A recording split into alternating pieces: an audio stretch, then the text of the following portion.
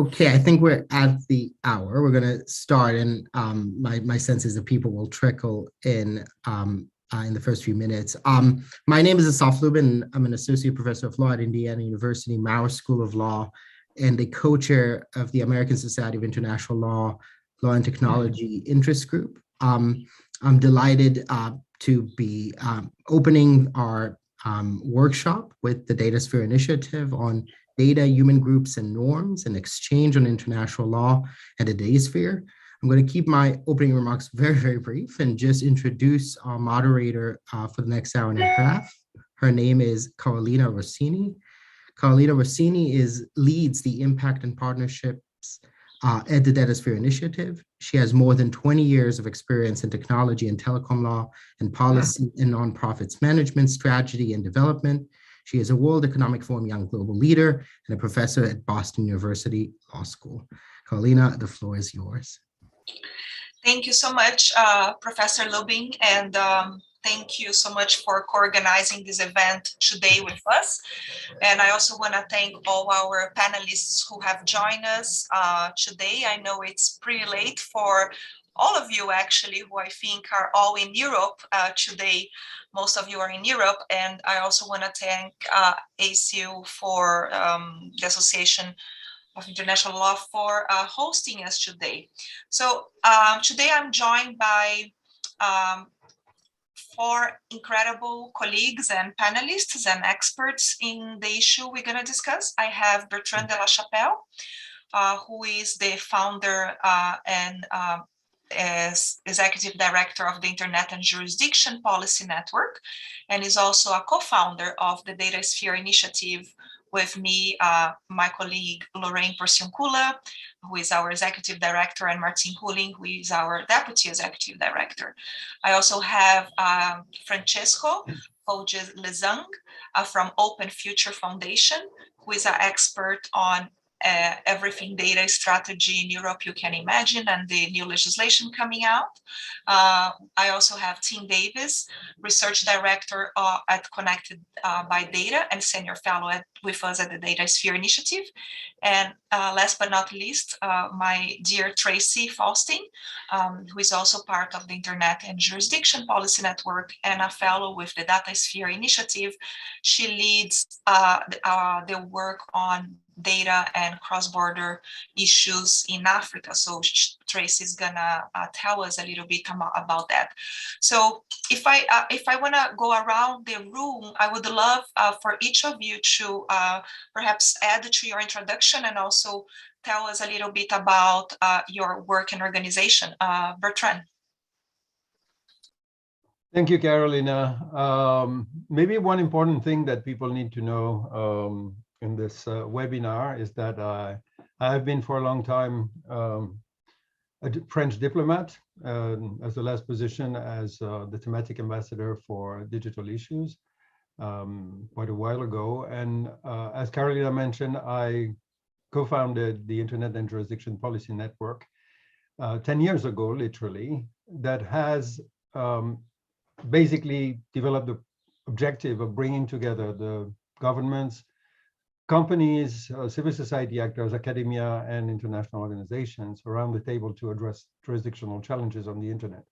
And in that context, as I will explain, we developed with Lorraine Porciuncula a report that created the seed and the foundation for what is now the Datasphere initiative that was incubated within the Internet and Jurisdiction Policy Network.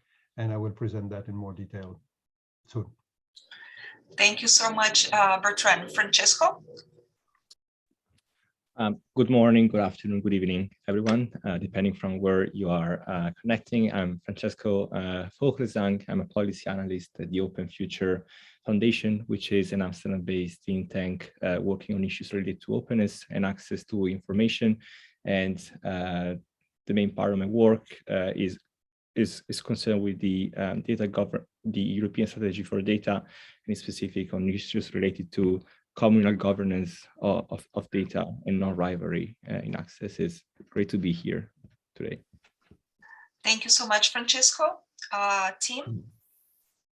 Hi, it's a delight to join you all. My name's Tim Davies. I'm based in the UK, and I'm the research director at Connected by Data, which is a new initiative, a few months old, working on putting community at the heart of data governance, really responding to the challenges we're seeing in the data governance landscape in three ways, looking at the narratives through which we understand the data governance problems and find collective solutions to them, looking at the kind of policy agendas and how we shape policy, and particularly how do we shape the practice of data governance decision making to be much more participatory and focused on collective rather than individualized decision making.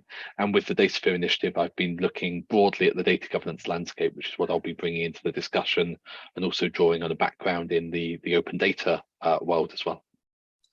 Thank you so much, Tim. Tracy?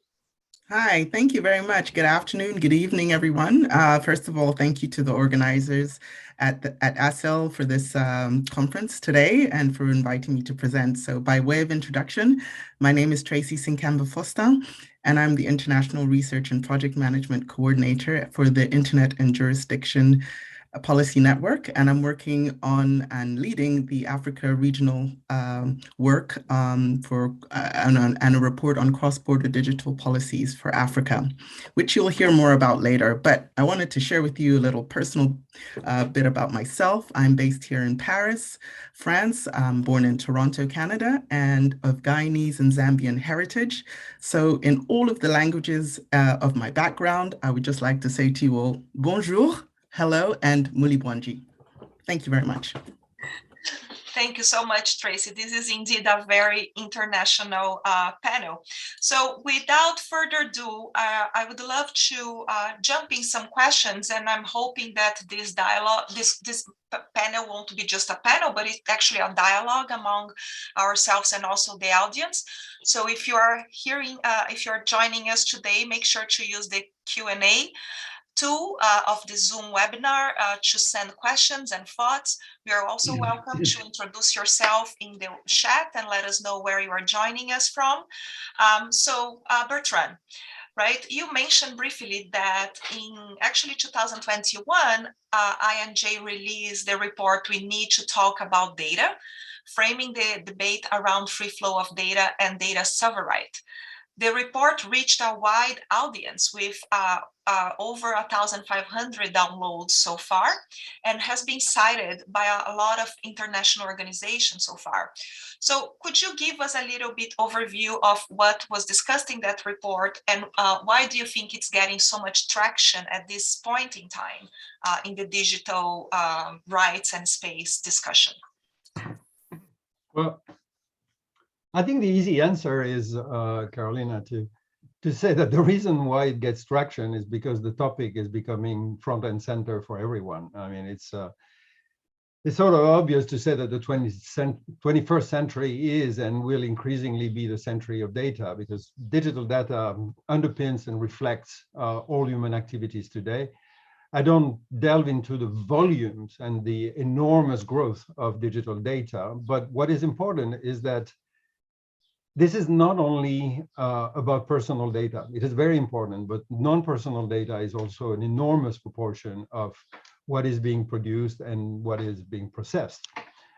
Most importantly, I think, none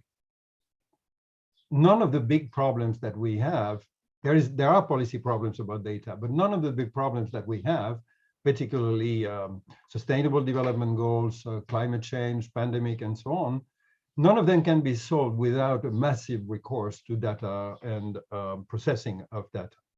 And so in this context, the challenge is that data has become completely pervasive and it's underpinning everything, as I said, but there is at the same time a lot of concerns that are emerging related to, of course, privacy protection, but also issues of security, issues of economic imbalances. And in a certain way, we've moved from what I would qualify as a tech euphoria in the 90s and the so-called noughties to a sort of tech doom, where the impression is that digitalization is basically what is creating all the ills of society. And it goes into the news cycle, one problem after another. There's a sense that the system has dynamics of its own that we cannot master, and that the overall trajectory of our societies is wrong, and more importantly, that we cannot control those trajectories, that we're losing control. And as a result, the policy debates about data have never been more polarized than they are today. And this is why the report that we produced in and launched in April last year, literally a little bit more than a year ago, was titled, "We Need to Talk About Data, Framing the Debate Around the Free Flow of Data and Data Sovereignty." And the findings completely showed the polarization of this debate, where people are literally throwing word grenades over the wall at each other, and there is very little dialogue and a lot of siloed discussions. One of the important elements is that most of the issues are actually interconnected. Be it trade, be it privacy, be it economic imbalances, be it security aspects, there are connections between the different elements. And this digital society is something that is not only a highly networked community and humanity, it is also highly interdependent sectors. And the problem is that we are lacking international frameworks to address those issues on a transnational level. And because there are no such frameworks, all the different actors, governments, of course, but also companies and individual actors, are acting in most cases unilaterally in technical silos or geographical regions. And this set of uncoordinated actions creates actually more problems than it solves. There's an expression that is now becoming very frequent. Most of the problems regarding policy around data or data governance are what can be called wicked problems. The more you try to solve them in a certain way, the more you create actually additional problems or unintended consequences. And the fact is that the technological revolution and digitization has major effects on all parts of society, but there is absolutely no parallel progress in our political and governance tools. And as a matter of fact, you can even say worse, that international cooperation has been reduced in the last few years, and the last few months are unfortunately an illustration of the lack of international consensus, to say the least. And so even the UNCTAD in a report basically said existing institutional frameworks at the international level are not fit for purpose to address the specific characteristics and needs of global data governance. And so the question of the report was, how can we go beyond those drilling slogans and reframe the discussions? What are the common objectives? And in particular, the report very strongly called for, first, a positive approach, something that is not only focusing on the abuses, but also the capacity of data to improve the well-being of society as a whole, and potentially even to compensate or repair some of the imbalances that we're seeing.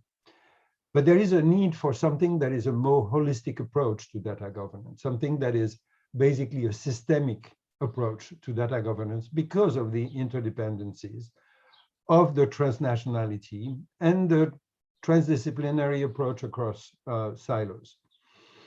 Thank you. Oh, go ahead, Bertrand. Yeah, there's a question which is, you need this positive approach and systemic approach, but you need also something that is more innovative. And this is the reason why at the end of the report, we introduced the concept of the Datasphere. The expression is actually something that was pioneered or introduced, among others, by somebody called Stéphane Grumbach at the GEOD, by an analogy with the atmosphere, the lithosphere, or the atmosphere. And we actually, when we built upon the report and produced a recent document called Hello Datasphere, towards a systems approach to data governance, we expanded the concept of the Datasphere, or the definition of the Datasphere, around three elements, which, by the way, are the reasons why, is the reason why we have data, human groups, and norms in the title of this webinar. The reason is that actually the Datasphere is not only the enormous amount of data sets that are produced, consumed, stored, collected, and made accessible. But it is also, on a second hand, the innumerable groups of humans, be they public or private, formal, informal, large or small, that basically collect, process, store, make accessible, or use this data. And the third dimension is the norms, because there is an enormous set of norms, international treaties, national laws, terms of service, contracts, licenses, standard technical standards that basically impact or organize the relationship between those human groups and those data sets.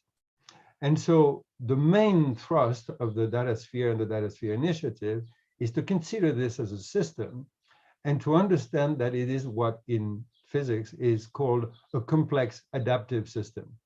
And this has a very important consequence, because as the title of the conference or the webinar is about international law, what is interesting is that the international system is based on the separation of sovereignties.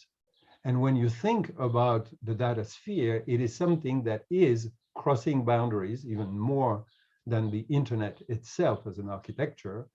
And there is a need to have a sort of shift in perspective so that we look at this holistic system and look at how it connects with the different territories, the different sovereignties, the different actors in international law, but to look at this as a system. And to finish on this element before we elaborate a little bit later on the activities.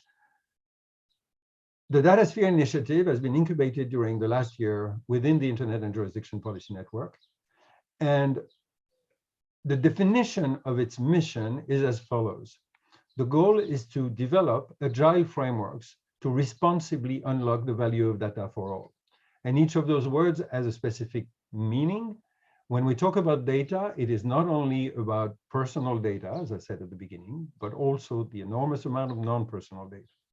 When we talk about the value of data, it's not only the economic value, but also the social value, which is much more difficult to measure, but is an important dimension. When we talk about unlocking, it is to take into account that a lot of the data actually is not accessible for various reasons, some legitimate, but sometimes just because it's difficult or people are afraid to make it accessible. But the problem is that it shouldn't be unlocked without any conditions, and this is why we put forward the notion of responsibly unlocking the value of data.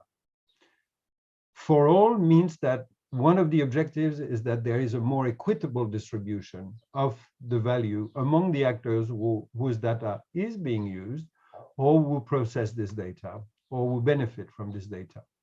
And finally, this is only achievable if we move mentally beyond just the tools of regulation and the traditional national regulatory environments to look at frameworks for cooperation, frameworks for governance, and those frameworks need to be agile in themselves so that they can be implemented in an iterative manner and refined as the time goes by,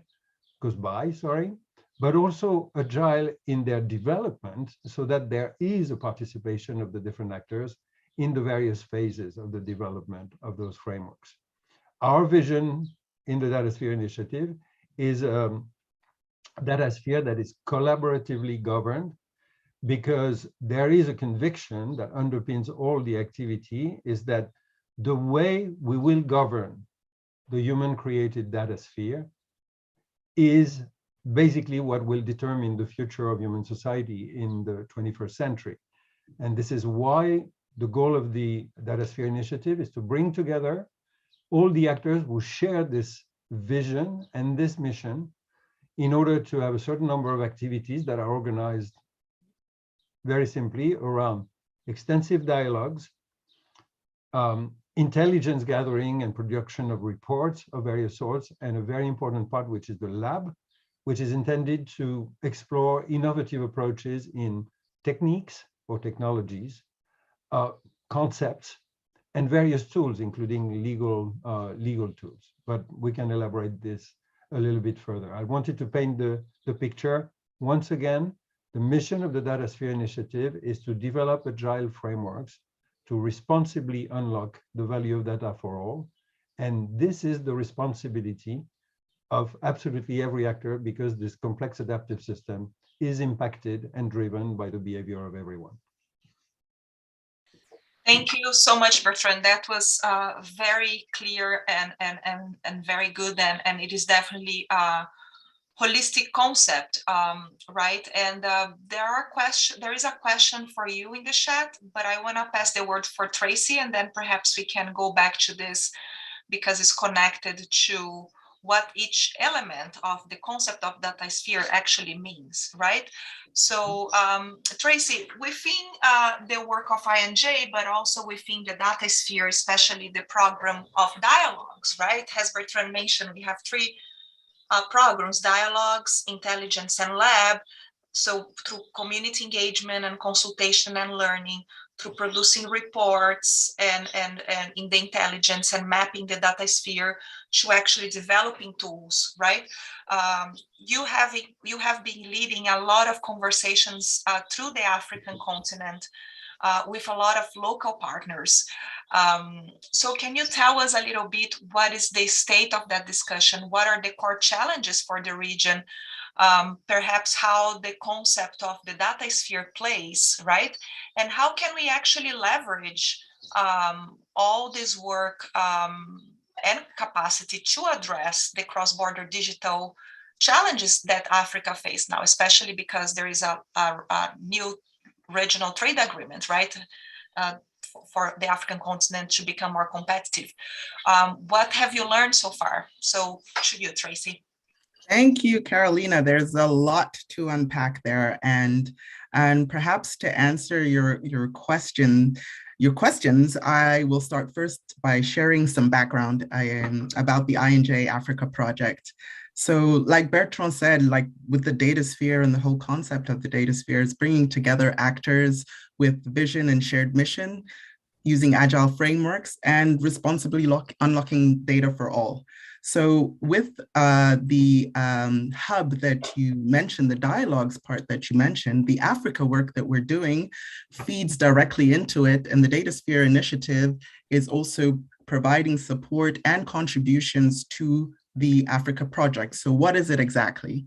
So with the support of the German agency, German Development Agency, GIZ, we have embarked, or INJ has embarked on a 2-year project to leverage existing networks, actors to frame, map, and address cross-border digital policies on the African continent. And a key outcome of the project will be a researched regional status report.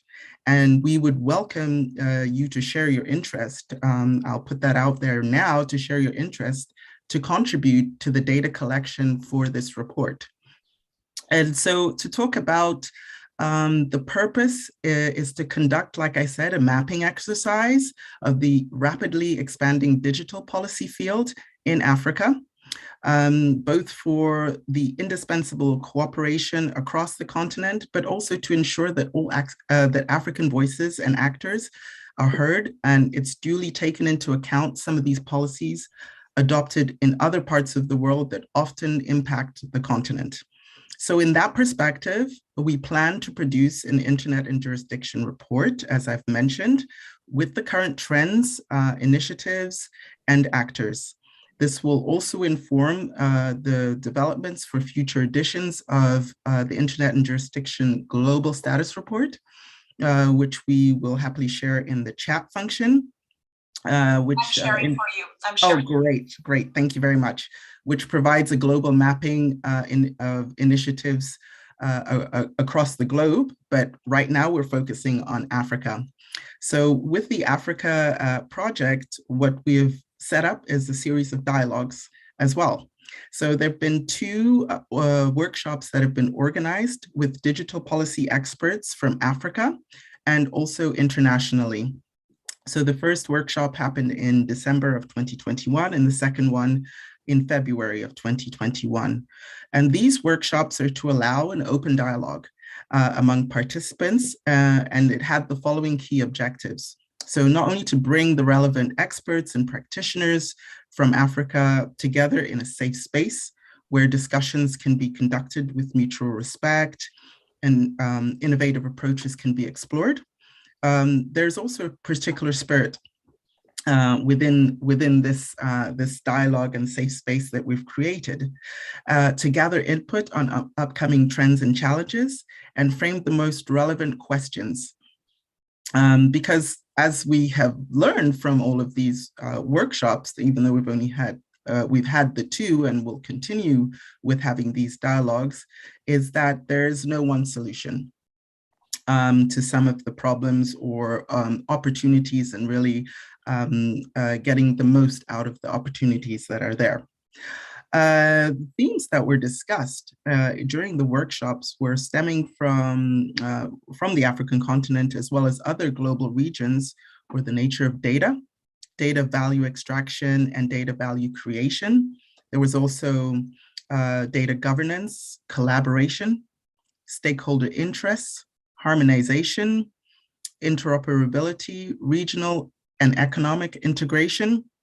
Taxation was in there as well, implementation, economic or distributive justice, language, capacity building, trust was a big one as well, public awareness, data protection, and African agency.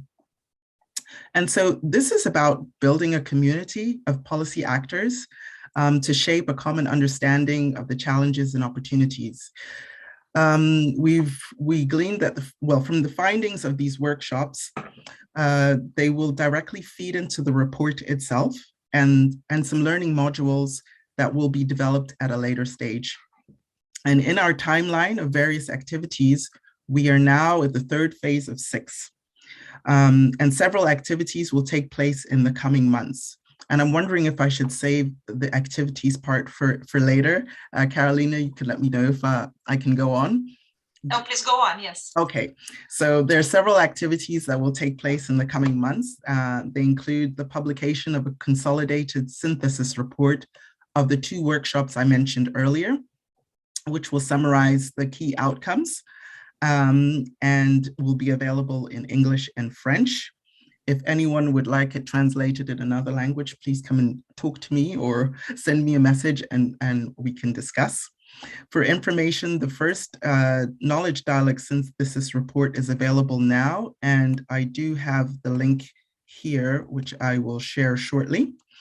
But I wanted to share also with you that on the upcoming activities on the 19th of July, we'll have a data collection kickoff event to take place at the end of the, it'll take place on the 19th of July at the African Internet Governance Forum in Lilongwe, Malawi. So this will be a hybrid event. So anyone that is able to join in Lilongwe would be welcome, and you can also join online. Following that will be a key findings workshop with from the data collection that we've collected. It'll be analyzed by a group of expert researchers based in South Africa called Research ICT Africa. The publication of the regional status report will be in time for the Global Internet Governance Forum, which will be hosted in Addis Ababa, Ethiopia at the end of the year, so November, December time. And by 2023, I briefly mentioned it, that there will be some learning modules, and the launch of the learning module will follow the launch of the African Regional Status Report. So I'll end there, but I will be pleased to add you to our network and the growing community on digital policies for Africa. Thank you. Thank you, Tracy, so much. I think it's so crucial, right, to bring the communities that are affected to the design of policies and discussions, right? And I think that is part of our mission at the Datasphere, but also Tim is going to talk a little bit about his new organization. And that's that, right? A lot of times folks are developing policy in the centers of power, in the capitals, or also in international organizations. And the folks affected are not there to be listened or to design together, right? And by including those folks, you actually even have better data, probably. So let me just give the floor back to Bertrand for 1 second to respond the question. Bertrand. So the question for those who have not seen the chat is Donna Magaed. Sorry if I'm not pronouncing her name correctly. She says, I'm curious to hear Bertrand's thoughts on the fact that a lot of data is generated and housed by commercial entities. How does that fit in with governmental global policies conversation, and perhaps even with the concept of the Datasphere? Go ahead, Bertrand. Well, Carolina, if you don't mind, I wouldn't mind passing the word to Tim right now, and then I will come back to this question in presenting some of the other activities afterwards. Sure, no, makes sense. Tim, so actually Tim has been doing a lot of studying and literature review on the issue of data governance and the concept itself of the Datasphere as part of his partnership with us. And of course, he has many years of experience being one of the core authors and designers of the Open Data Barometer and then the Global Data Barometer, which I will share in the chat in a second. So can you tell us a little bit of your early findings after processing over 500 papers out there? And what are some lessons and challenges in this space, even in the narrative piece, right? You mentioned your... Absolutely, yeah. Go ahead. Yeah, so digging in particularly to this work we've been doing on looking at what's being written in the academic field about data governance. So I think already been mentioned the work that the Datasphere Initiative's done on mapping the organizations working on data governance to the Data Governance kind of Atlas project. That shows hundreds of organizations now active under this broad banner of data governance, but we turn to what's happened in the academic published literature to get a sense of where the conversations are, the connections, and also the silos. And the first challenge we face there is that the term data governance, as many terms in the literature, means different things to different communities. And it's fast become this policy topic and a key framing to policy debates. And yet it's really only risen to prominence when we look at the metrics for the term in the last 10 or so years. So we've very rapidly taken separate debates that maybe previously happened in a discourse of data protection, discourses of enterprise data management, and more recently discourses around open data, data sharing, and data philanthropy. And those have come together under this broader data governance framing. And it does something quite interesting. It brings together those communities who predominantly in the past have focused on limiting the harms of data collection and exploitation, with communities concerned with realizing the enterprise or broader social value of data, creating a space in which the key challenge is about finding a balance between restricting and facilitating data collection, use, and cross-boundary flows in ways that perhaps involve each community finding new languages for what they're working on. And I think there's work by Michael Pisa and colleagues in a paper on data governance for the Center for Global Development that describes this well, capturing that at its best, data governance involves the processes and the rules for how data is collected, analyzed, used, and shared in ways that protect citizens from abuse while supporting innovation, development, and inclusive growth. And I think you've heard those themes already reflected in the driving force behind the Datasphere Initiative.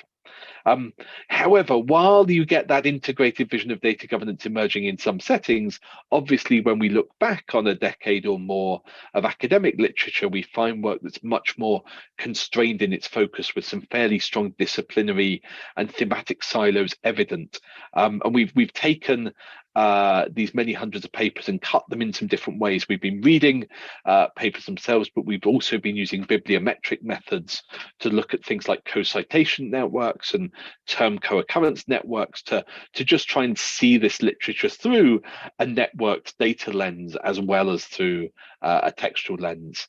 And so we've clustered those particularly around co-citations, which authors are writing along with other authors to kind of understand of the people using this terminology of data governance. Is there one coherent community or many?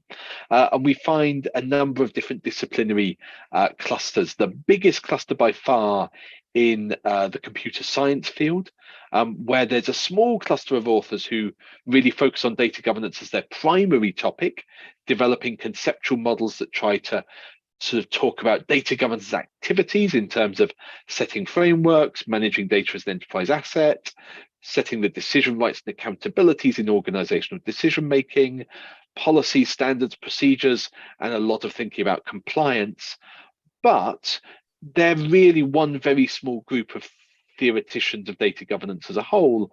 Much more commonly, data governance in the computing literature's one aspect of implementing larger scale data systems, be that in healthcare, agriculture, or even elite analytics of soccer and football data. And really, it's the rise in big data and moves towards cloud computing, moves towards building large data systems that triggers an increased emphasis on data governance in the ICT literature, with authors considering how a move from maybe on-site to cloud hosting of their data introduces new governance issues that organizations need to be equipped to deal with, but they treated quite a practical, technical level of here's the checkboxes we now need in our system. Here's the success factors that lead an organization to do data governance in a way that maybe meets ISO standards or other international standards. But when we look at the disciplines, there's then a second and very large cluster of publications in health research journals and in the health field. And here data governance is often still addressed as one theme within papers on the creation of new data infrastructures, but also because of the sensitivity of patient data and the well-developed ethical frameworks for healthcare research and the presence of big international cross-sector collaborations, data governance is quite often a more central rather than peripheral theme in this field, with many large data infrastructure projects having teams who are dedicated to thinking about the data governance arrangements and writing that up in kind of dedicated papers, but still quite isolated. So, someone's thinking about data governance in the context of genetic materials, someone's thinking about it in the context of other bioinformatics, someone's thinking about it in the context of cancer research around specific cancers, but those aren't necessarily joining up into a cross-cutting theory or approach to how data governance is done. However, one particular theme that I think we'll want to come back to in the discussion that comes out of the health literature is the importance of participatory models of data governance, really building on a history in the health sector of work on patient voice, of giving people a say in healthcare, where you've got expertise and quite impenetrable expertise, often people's experience of health as something beyond their easy understanding, but where we've recognized, because of the power of clinicians of healthcare, that the patient, the people affected have a right to be heard and to have a say in those systems. The health sector is really developing this participatory piece, whether that's work on public attitudes towards health data sharing, work on maintaining public trust in data sharing for health research, or work on individuals having a greater say in how their own health data is used. There's that theme there. There's a third cluster that gets labeled by the Dimensions AI system we used for analysis of studies in human society. That's where we see a whole set of concerns around data sovereignty, questions about new governance models for data, such as data trusts, data cooperatives, and data commons, and critical questions about the adequacy of current consent models coming up. And there we've got authors who are much more likely to be concerned with issues of public policy and the role of governments in providing the broader frameworks for data governance. And then, as this is an ASIL panel, I have to mention that close to the long tail of disciplines using the language of data governance, we find that the paper is classified as law, albeit relatively few that are addressing these issues of cross-border and cross-boundary data flows using the language of data governance. Perhaps a few that do comparative studies of looking at the European and American data governance regimes, but relatively little that's kind of thinking about how in a world of global data flows does law cope with governing data. And just to briefly add a few more thoughts, we also look at the terms used within the abstract of all the papers mentioning data governance, as well as a selection of grey literature papers that were identified in the Datasphere Data Governance Atlas. And when we look for terms that represent novel approaches to data governance, we quickly find that it's the grey literature introducing those ideas of commons, co-ops, and so on, and really quite a lag before those topics are picked up in academic publications.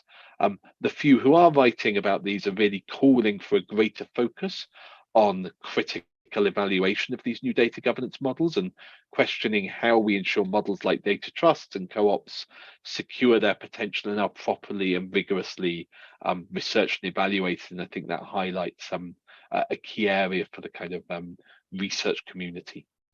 So if I step back then, return to our starting point, there is more and more writing out there about data governance. Some is about the governance of specific kinds of data. Some is focused on new models of data governance in the abstract.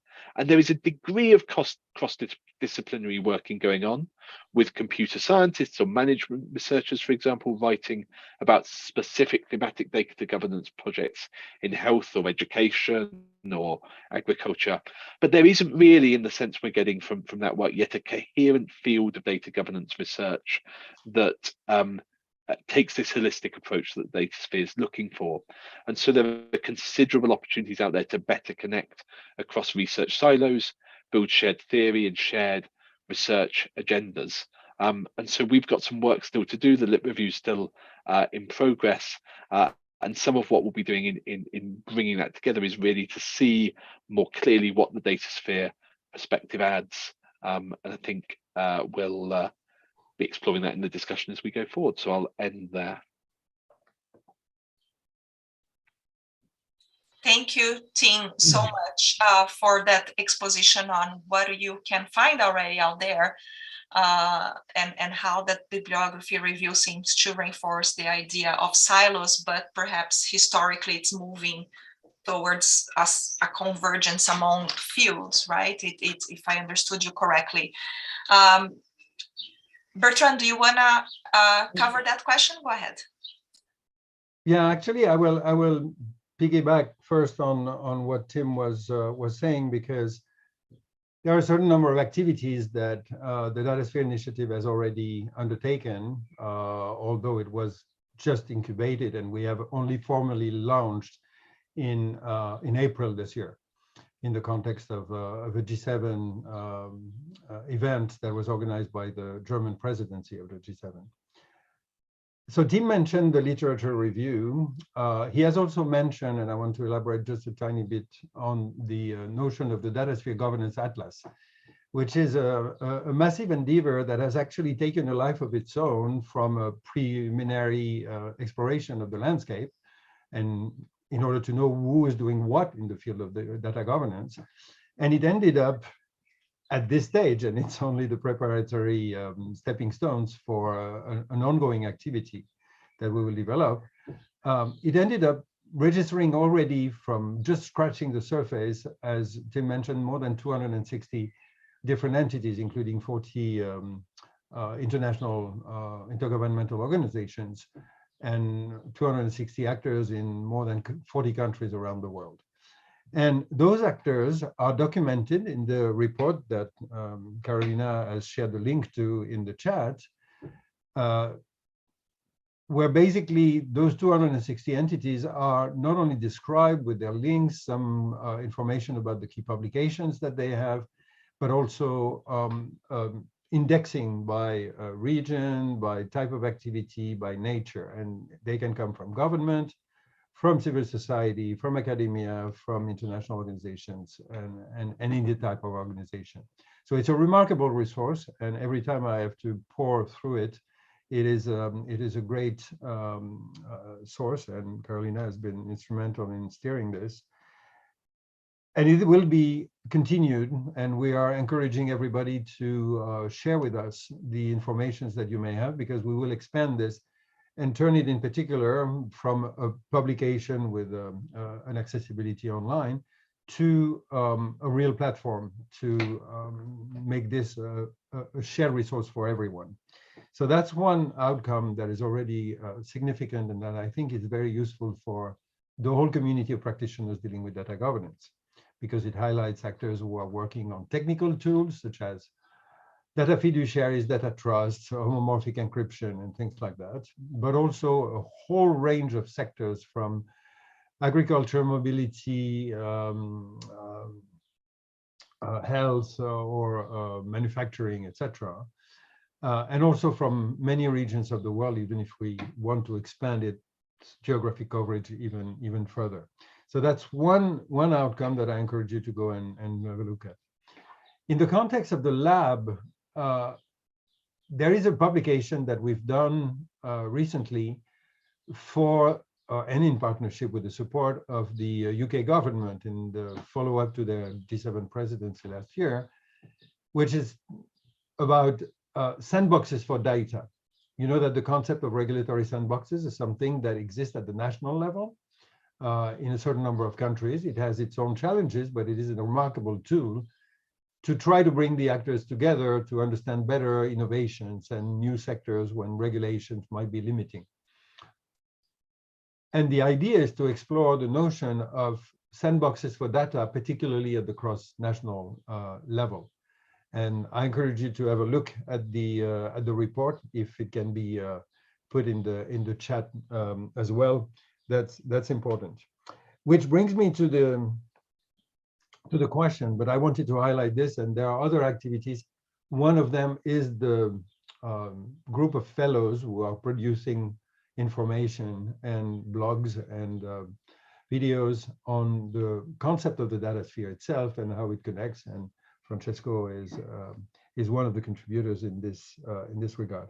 Coming to the question that was in the chat earlier, which is an important question. Yes, of course, a lot of data is generated, collected by private companies. And once again, let us always think not only in terms of only personal data, but also non-personal data. They're not the only actors, but a lot of them are indeed processing and controlling this data. One thing that is interesting is that when you think about responsibly unlocking the value of data for all, there are a certain number of constraints because we're all working in an environment where we're confronted with the challenge and two opposite risks. Either we restrict the availability of data too much and we lose all the benefits that can be produced through recombination, through analysis, through value chains for individual actors, but also society. Or we have too lax regulatory frameworks, and we have a lot of concerns regarding privacy intrusion, surveillance, leaks, trade secrets, etc. So all actors at the moment are struggling with the question of how to occupy those proper boundaries so that we maximize the creation of value, but doing it responsibly. And so in the context of the relationship between companies and governments, there are a certain number of trends. And when I was using the term framework in the mission for the Datasphere initiative, it was on purpose, as I said, to not have exclusively the concept of regulation in mind. And Francesco will be developing in the context of the Data Act or develop elements regarding the Data Act, one of them being the notion of altruistic sharing of data. I don't think it is a matter of altruistic or altruism. It is a matter of exercise of what we would qualify as responsible behavior. Every single actor, be it an individual, be it a company, be it a government, a city, an academic research institution, anybody has a responsibility to make the data accessible in a responsible manner, whenever possible, in a way that is reusable, provided, and that's an important caveat, that there are clear agreements regarding how this data is being used, for what purpose, and what is going to be the distribution of value and the rules applicable to the reuse of this data. And so without belaboring, I want to take this opportunity to put forward this notion of responsible behavior as the foundational principle for addressing the availability of data. And this is why, for instance, a concept like free flow of data with trust that has been put forward by Japan in the context of the G7 and the G20, and where it is now accepted as a general concept, is important. However, how much interesting this concept is, there is a huge challenge for all of us to develop the ways to make this concrete, to translate it in operational elements, because the current situation is ripe and full of uncertainty, including legal uncertainties, question of liability. And there are a lot of restrictions to the availability of data that are driven on the part of companies by legitimate concerns about what may happen if the data that is being released and made accessible is misused. And so there is a sort of Malthusian approach to data, which is detrimental to the creation of value that is possible, but it is understandable. On the other hand, there are situations where, let's be honest, the rules, be it of intellectual property or others, are excessively restricting the availability of data. And there are also a lot of technical constraints when the data is not machine readable, the standards are not interoperable, etc. So this notion of responsible behavior is, how do we address collectively this common objective of finding the right equilibrium? I'm purposefully not saying balance, but the right equilibrium, the reconciliation between the objectives of not restricting too much and not opening too much with unintended consequences. And this can only be achieved through an ongoing debate, something that involves all the different actors. And if you think about the responsible behavior principle, you can build on top of this additional layers, including, and this is something that we're exploring at the moment, so it's a sort of sneak peek. One, how do you organize data collaboratives? How do entities that are around the world from different stakeholder groups, formal or informal, how do they set up data pools, data collaboratives with appropriate charters of governance internally? This is another understanding of data governance. Their own charters regarding how they share the data, under which conditions, how do they share the value, and what is the relationship between this group of actors and the rest of the world. And there's one important question here that I mentioned in passing, which is, if you want to create a data collaborative across borders among a certain number of actors, some of which are public, some are private, it can be a city, the manufacturer of cars, and associations of drivers trying to pool data for increasing mobility. What is the legal status of such a collaborative? People are talking about DAOs in the context of Web3. There is a lot to think about in terms of what is the legal status for the data collaboratives. And the third layer, so responsible behavior, data collaborative charters and pools. And the third layer is, once you have thought about how you create those data collaboratives, how do they interact with each other? How do they organize themselves an exchange, and what is the governance protocol that can be developed to organize the mutual responsibilities? And I want to finish with one expression, which is, and I'd like to be able later on to expand on it. The webinar today is about international law and the Datasphere. As I mentioned initially, the term, the Datasphere, is global by nature. It's distributed all around the world, a bit like the atmosphere is around the Earth. International law is, as the name implies, between nations. And one of the key challenges to address the governance of data with the holistic and systems approach of the Datasphere is to think in terms of frameworks, of regimes, potentially of framework conventions, arrangements, protocols that go beyond just the hierarchical top-down and separation of sovereignty international system, to think about something that doesn't have a name at the moment, but that is transnational, but it's still using the term national, but is a territorial and connecting with the territories rather than starting from the territories. So this is the kind of approach that we're hoping to develop, and one direct connection with the international law and Datasphere title. And I think Francesco will put one angle on how a particular region is looking at this problem.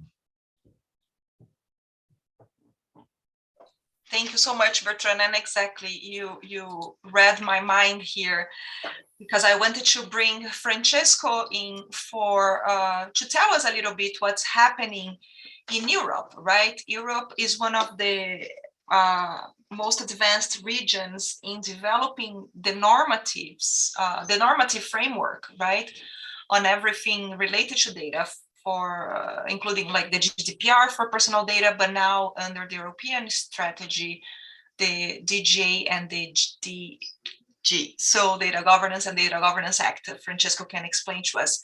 So Francesco, to you. Thanks a lot, Carolina, and once again, good evening.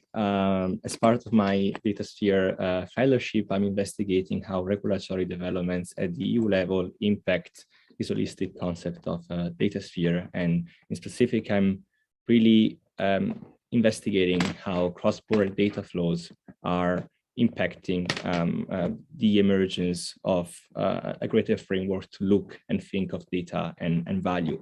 And at the moment in Europe, there are two main laws which have been promulgated as part of the European strategy for data, which bear a strong effect on international cross-border data flows for non-personal data. And these are the Data Governance Act that we call DGA, and the other one is the Data Act, so-called DA. And I know they can sound confusing, but they both somehow bear and bring forward almost a double-edged scenario to the data sphere. Because on the one hand, we can witness how new rules in Europe somehow try to increase value, access, and sharing of data across member states and citizens to really make sure that value becomes a societal element of European data governance. But then on the other hand, with the new rules that are introduced, there are actually significant challenges to access to information, to non-personal data in cross-border contexts. So if I start from the Data Governance Act, which was approved by Council and Parliament last May, new standards which aim at combating unlawful cross-border transfers of government access to non-personal data that can be either held by public sector authorities, data intermediation services, which is a new market blueprint for the future European data economy, and data altruism organizations. And the new rules really tackle IP, protected trade secrets data, and also commercially sensitive data, though it is not specified in the Act. And in particular, Article 30 obliges these three actors to take all reasonable technical, legal, and organizational measures, including contractual arrangements, to prevent international transfers to non-personal data held in the Union, where such a transfer would create a conflict with Union law. The conflict as such is not defined, but the law tells you how a conflict can be prevented. And there are three ways to prevent such a conflict. The first one, it takes place through a very top-down approach via a combination of implementing and delegated acts, where the European Commission can declare, in the same way as it does for personal data protection rules, the adequacy of third country legal regimes in providing appropriate safeguards to non-personal data leaving from Europe. The second one can be done via model contractual clauses, where the Commission, once again, is entitled to develop these contracts to assist public sector bodies and data reusers in the cross-transfer of sensible non-personal data. And when there is an absence of an international agreement, such as a mutual legal assistance treaty, transfer can only occur where there is equitable protection in a third country to the one present in Europe. And these are already, let's say, very demanding conditions, as they make sure that European data somehow travels across border with a specific amount of rights. But that is not it, because in a way, when data intermediation service, a public sector body, or a data tourism organization decides to engage in data sharing, it can only transmit the minimum amount of data permissible in response to a request. So there is almost a data minimization approach in external data sharing towards third countries. And when certain non-personal data categories are deemed to be too sensitive, which is again left open-ended and needs to be understood specifically what this means, the Commission may declare special conditions to such transfers, which can also include technical arrangements. And this is for what concerns the Data Governance Act. And in the Data Act, we somehow see a similar approach, the main difference being that the requirements this time do not fall on public sector bodies, data tourism organizations, and data intermediation services, but on cloud service providers. And in Article 27, once again, we can see that cloud computing providers need to take all reasonable technical, legal, and organizational measures, including contractual arrangements, to prevent international transfer or governmental access to non-personal data, where such a transfer or access, once again, will create a conflict with union law. And in a nutshell, this is really posing a barrier for foreign governments and third countries' governments to actually access non-personal data stored in Europe, where there is no international agreement in place. And once again, when there is an absence of an international agreement, the transfer can only occur if the third country provides an equitable protection of EU law. And in this light, just like a minor difference from the Data Governance Act, in the Data Act, the European Data Innovation Board, which is a new body which is created by the Data Governance Act, can assist the Commission in developing guidelines to data sharing where those are not met.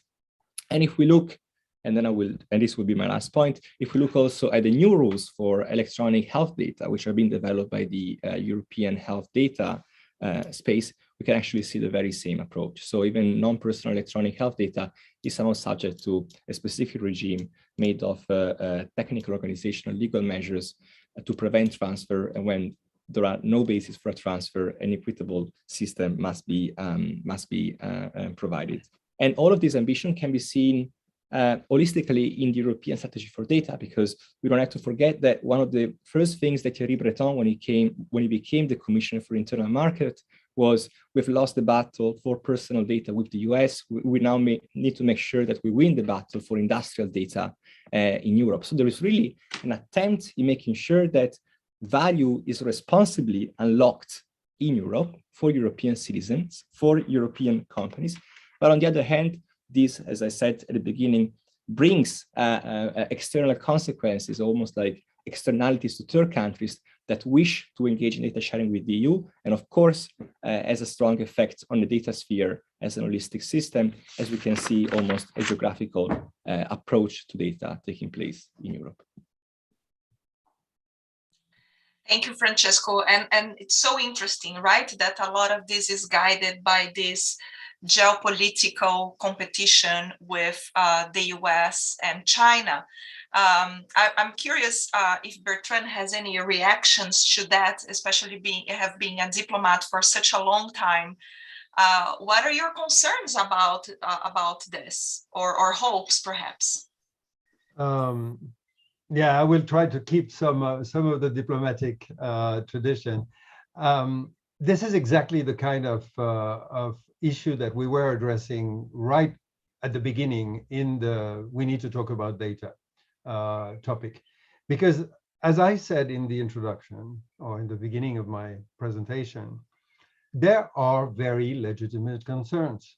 I mean, we shouldn't hide the fact that there are problems in terms of human rights, there are problems in terms of security, there are problems in terms of economic imbalances. And this is absolutely true.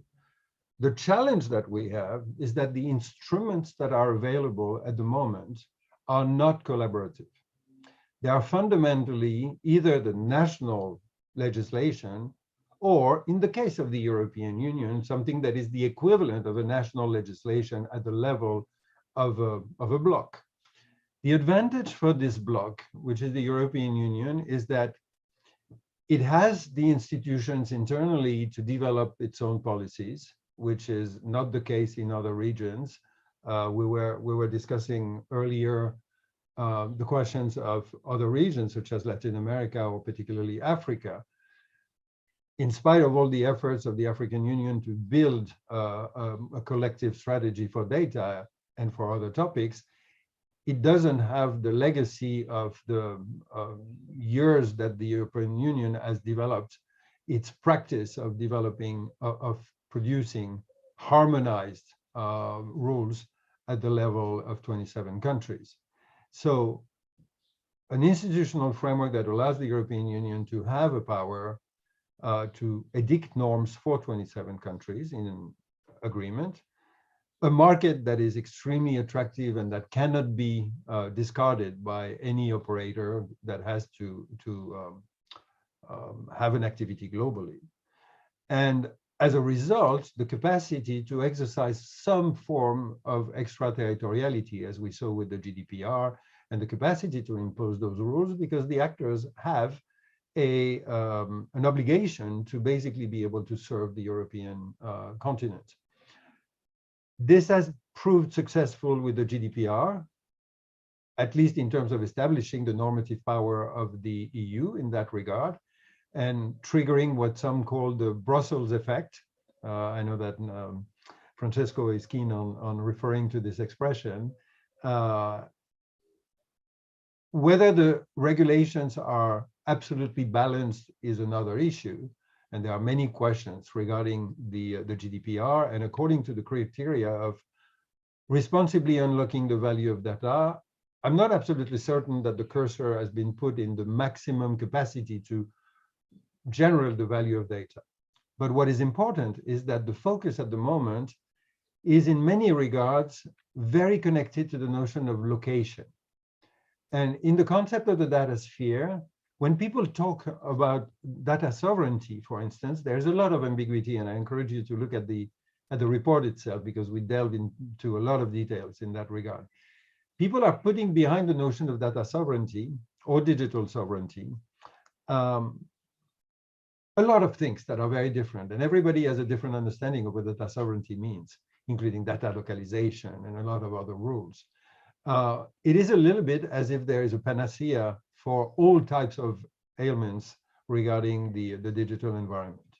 That being said, we are in a battle internationally regarding who is going to set the different parameters.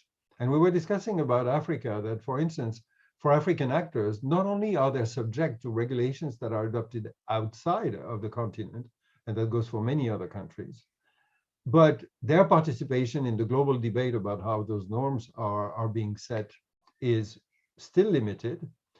And most importantly, they are confronted, they're a sort of battleground, like many other countries, between three visions. One that is the market-driven vision that still drives the US perspective. One that is very security and state-driven vision proposed by China, building on infrastructure and elements of control. And one that is very normative-driven by the European Union at the moment. So this is an environment where there is a competition for what is the solution, what is the model. My conviction is that there is a need for the different actors to think about how they organize the decisions that they adopt that only apply to themselves, and what are the conditions for developing norms and rules that have either an impact on others, that have an impact on others, either voluntarily or involuntarily. And here I want to finish with one comparison that may sound strange, but that applies to how you exercise sovereignty in the digital age. When you want to build a building or a bridge today, you still use Newtonian physics. No need for anything else. It works. However, if you want to launch a satellite, you need to use relativity. because of the speed that are involved. And I strongly believe, I speak only for myself, it's not an official position of the Datasphere initiative in that regard, but I think that we are confronted with a way that says traditional exercise of sovereignty is not discarded at all. It is entirely legitimate when the effects of any regulation are limited to the territory of the country or the countries that adopt something. But whenever there is a dimension of extraterritoriality, the goal is not to say there should be no extraterritoriality, because it's needed, things are global, but there is a need to have different modes of engagement that we don't have at the moment. Let's call it responsible exercise of sovereignty. And that is the reaction that I feel about the evolution and the debate about who has the normative power, who set the rules internationally for those issues. Dialogue is necessary. Definitely. Thank you, Bertrand. Ting, I see your hands up. Yeah, I think I can segue directly from that kind of dialogue is necessary and wearing the My Connected by Data hat and going to this kind of complex adaptive system that we see the Datasphere as. One of the things we're exploring in Connected by Data is the way we engage with that system has to involve a whole lot more dialogue and participation and conversation, fundamentally with the people who are most affected by the decisions that will be made in any governance of data. And I think so often we think of those who are most affected, their lives do not fit into the national boundaries that we're thinking about or the thematic boundaries we're thinking about. And when we try and think about that more community and citizen-centered notion of governing data and looking at the issues, we quickly find, yes, a boundaried kind of bordered approach doesn't get us where we need to be. But I think it's raising for us an absolutely massive challenge of developing those forms of participation and engagement that can operate at the kind of speeds we need and operate with a broad public on highly technical issues. And I've just been kind of scribbling down, thinking, you know, public engagement around law is tricky, public engagement around technology is tricky. Then add in if it's data about health or data about education or data with a security dimension.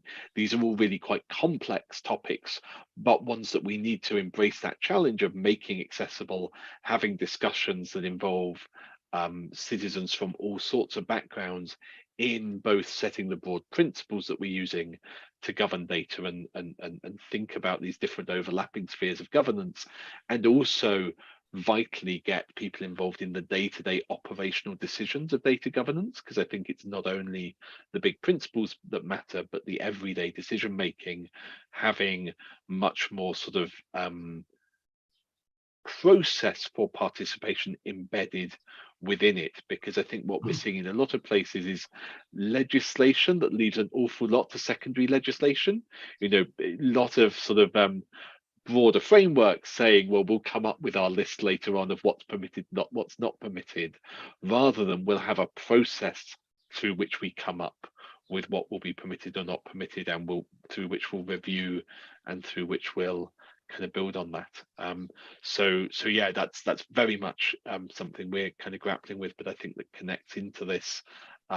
We can only adapt if we've got dialogue in every part of this system. Thank you. Carolina, if I may, two fingers on what Tim was saying.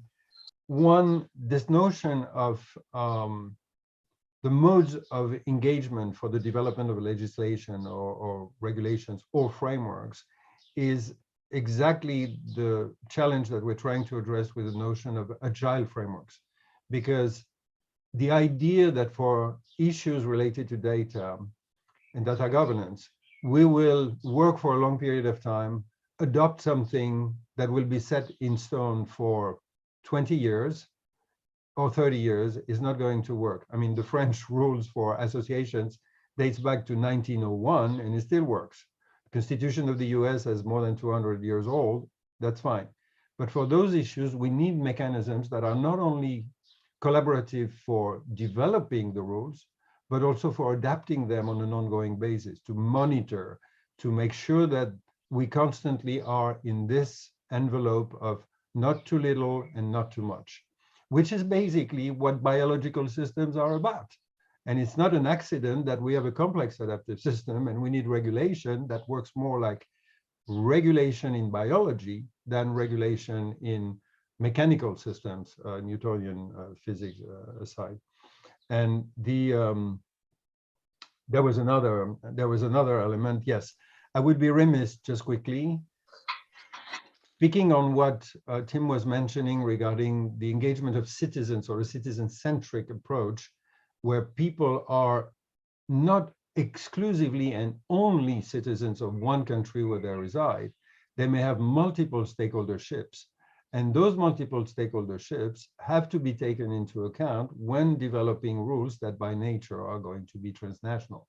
And I would be remiss here not to mention, just like I mentioned the free flow of data with trust put forward by Japan, that Switzerland is putting forward another concept, which is digital self-determination. And I was in Geneva and Lausanne actually 2 days ago, participating in a conference in that regard. And it is very much related and very much connected to what I was describing about the creation of spontaneous bottom-up data collectives that will have to develop their own rules within the higher framework that will allow for the creation of those things among trusted partners. So those concepts, it's a fascinating, just to finish, it's a fascinating moment, because we sense that the traditional system and architecture that we have been working with is at the limits of the patching efforts that we have and that we're undertaking on a unilateral and uncoordinated manner. We are on the verge of the need to create new governance mechanisms to deal with the issue of data, because the way we organize the relationship between public and private actors has to change. Between regulation and self-regulation, there is something that maybe it's time to bring back the notion of co-regulation, but on a transnational manner, just like Elinor Ostrom was addressing the tragedy of the commons by saying the Harding distinction of the solution is either the state or the privatization. There is something in between, which is commons and collaborative efforts between actors. And I think for data collaboratives, data trust, data fiduciaries, and all those things are going to be new tools for the organization of human groups and societies in dealing with data governance. Thank you, Bertrand. We are approaching our 15 last minutes. I want to make sure that those who have joined us today have the opportunity to make questions. So please do go ahead and send your questions. We're gonna address them as they come. But I would love to bring Francesco back, and perhaps Asaf, if he's available. I know he's here with us, on perhaps responding to these commentaries. Are you seeing these concerns, Francesco, in the European debate, right? Do you see the concern of actually bringing people to help participate in the design beyond policy consultations that we know Europe always does? Are these concerns about collaborative, perhaps new models of developing policy through agile frameworks, which comes from the software tradition? Do you see any of that? And Asaf, you as expert on international law, how do you see all of this moving? Do you foresee more conflict or more cooperation? Thanks, Carolina. And the answer is yes and no. It is quite blurred at the moment, the situation, because on the one hand, for instance, with the Data Governance Act, we can see a framework which is introduced by the Commission to really, for instance, regulate data cooperatives and data intermediation services. And by nature, these collective exercises of data rights, if you want to put it that way, have the potential to really rethink the way we handle data and manage data. But there are a couple of uncertainties concerning the actual application of these models into the European data economy. There are questions, for instance, related to the actual possibility of exercising personal rights in a collective setting under GDPR. There are concerns about the extent of data monetization that intermediation services will bring. So that is not clear, but we could say that the framework is there and depends on how it will be used. But then on the other hand, for instance, on the enforcement side, I mentioned before the European Data Innovation Board, which is a multi-stakeholder body tasked in monitoring the emergence of common data spaces in Europe and helping the Commission in developing guidelines for this to happen, we can see that there is a somewhat limited involvement of civil society representatives. For instance, most of the seats are either held by traditional standardization bodies, national diplomats, Commission representatives, and the European Data Protection Supervisor. So it's somewhat of a blurred picture. I think that the framework introduced for data cooperatives is potentially promising, but needs to be developed in practice in the next years. Thank you so much, Francesco. And we hope, right, some of the traditions in Europe, even the use of town halls for open data issues, do expand to this. So Asaf, I would like to pass the word to you, but also there is a question in the Q&A that I'm sure you can address around the idea of multi-stakeholderism here in this space. Yeah. So let me offer to just, I really enjoyed the conversation. I heard almost all of it. As always, I thought the discussion topics were fascinating. Let me offer 2 points specifically on the intersectionality of international law and global governance as it relates to these efforts. And the first has to do with what lawyers are particularly known for, which is to operate in their silos and to think about issues through a very particular tunnel vision that is derived from our legal doctrinal background. And so that we just look at the American Society of International Law, the way we operate is through interest groups. This is the International Law and Technology Interest Group, but there are interest groups relating to various subfields of international law. And what is unique about data is not just that it crosses borders, it really crosses conceptual understandings. When we think about data, data doesn't look at itself through a sectoral lens in the same way that law does or that policy does. Health data and data relating to, for example, really I'm looking at data in war, data in armed conflict led by militaries. These are just 2 very varied examples, and yet a lot of the issues that we'll be talking about as they relate to governance, as they relate to the actors involved in the control over those data, will intersect. And so the problem is that we operate through a siloed lens. Each of us try to regulate within our own bubble, and yet there are cross issues that require us to converse and work together to create regulation that are comprehensive, that are holistic, that do not clash with one another. And that requires lawyers to do what lawyers don't often do, which is come together and talk about these kinds of issues in an interdisciplinary cutting way. And so I think that is the #1 goal of the Datasphere initiatives, is to break silos and to bring together people who don't tend to communicate. Just give you one example in the US context, that would be the content moderation people, for example, on the one side, the IP people on the other side, and the criminal law, criminal investigations people on the third. They're all dealing with very similar questions, and yet they're looking at them through their own specific lens. The other thing I wanted to bring up to the conversation, I think ties to this question that we got in the chat about failures of the multi-stakeholder system, has to do with what data has become, which is a commodity. And so what we are trying to deal with is a situation in which there's a competition going on over data, where at the same time data is a resource that is shared, using Bertrand's language around Ostrom's ideas of shared governance over collective resources. And so how do we at once fight over these, commodify these, try to control and get as much of these as we can for our own national interests, and at the same time understand, no, this is a collective resource that requires collective solution and collective responses. And that is where the hope of international law has always been, to try and use multilateral frameworks to respond to these challenges, to bring people together, to rely on diplomacy.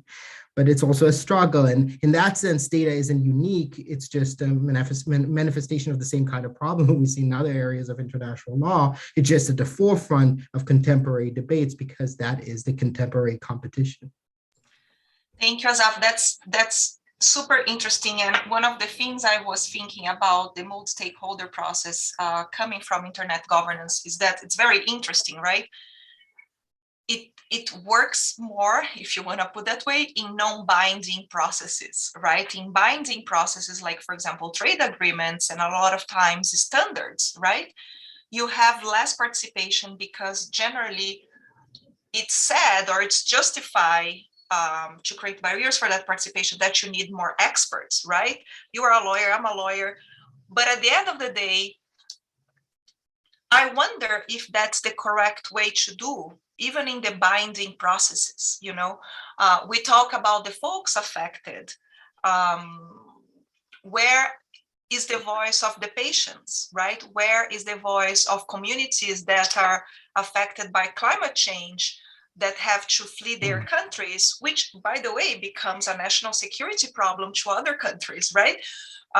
So I really wonder how we can rethink this multi-stakeholderism, but actually pressure for that to be part of process that make the real decisions, right? But anyway, Tracy, I have to contain myself. I'm the moderator today. So Tracy, let me come back to you. And based on your multi-stakeholder approach, how do you see this topics play in Africa through your project? Well, I think that I should mention that there are several continental initiatives and strategies that have been conceived by a number of stakeholders on the continent with the objective to improve the global internet and data ecosystem. So I would mention the African Continental Free Trade Area Agreement, which you brought up earlier. And that is a negotiation of protocols. So we have e-commerce. So Asaf, as you were talking about the different groups of people that work in their silos, basically, competition, intellectual property. And this e-commerce protocol, for instance, is intended to establish the African digital single market. And is expected to deal with cross-border data flows, and it is vital to e-commerce. I just wanted to stress that the data also must be dealt with not only in the e-commerce protocol, but in intellectual property, but ensure that IP policy rules and are not unduly extended to data so as to restrict the free flow of data. And the competition protocol must ensure that competition regulators have the power to require access to data for pro-competitive measures. So this is a very ambitious agreement, has been signed by 54 countries, ratified by 24 in Africa. And it is a start, and I believe a way forward in seeing that some of these strategies and initiatives could, building on the notion of agile frameworks, that the African Continental Free Trade Area Agreement is trying to achieve that. So what I see for the future is that even though African countries, a lot of them are at different levels of readiness, data readiness or development, that the dialogues that we're having within the African within the African project will help feed into the mechanisms that are already out there, contribute to that, and continue with these dialogues. So yeah, that's pretty much what I would hope for that.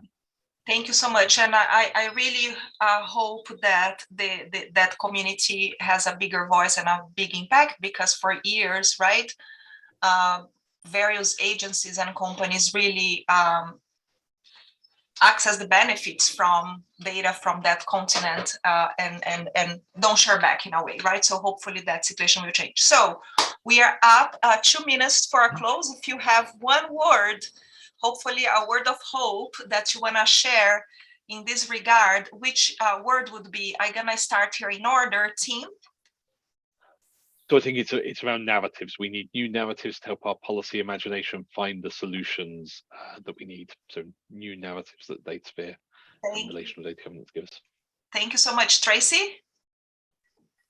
You're mute. I was going to say, Tim stole my word. It's narratives. But I would say collaboration. Thank you. Bertrand? Progress only comes in crisis. And we are going in that direction head on. And it's good. Yeah. Well, Asaf. Sorry, one additional element. Yes. The creator of the European Union, Jean Monnet, had an expression which said, "I'm not optimistic, I'm determined." Taking the opportunities when crises happen to precisely produce the new models is exactly what is the task ahead of us. Exactly. Thank you for that, bringing that around, Bertrand. Azaf? I'm going to go with technical interoperability and market innovation, with the hope that they will succeed where the crisis of governments tends to fail. Yeah. Francesco? I'll say hope towards a new understanding of data less as a commodity, but more as an horizontal resource that can really be used to unleash, let's say, value, really become a sense-making tool in this time. We see that in Europe that it is slowly happening, and I strongly believe that if we create a new narrative that can also be brought to the international level through collaborative and stakeholder dialogue. Thank you. And that's exactly our goal, right? To unleash the value of data for all, which has in its core issues of data justice and data equity, and of course, based on issues of innovation and competitiveness. So thank you all for joining us today. I hope that those who have joined us enjoyed, and I hope that those who watch us in the future also enjoy. If you want to contact the Datasphere, you can write to info@datasphere.org, thedatasphere.org, and see you around the Datasphere.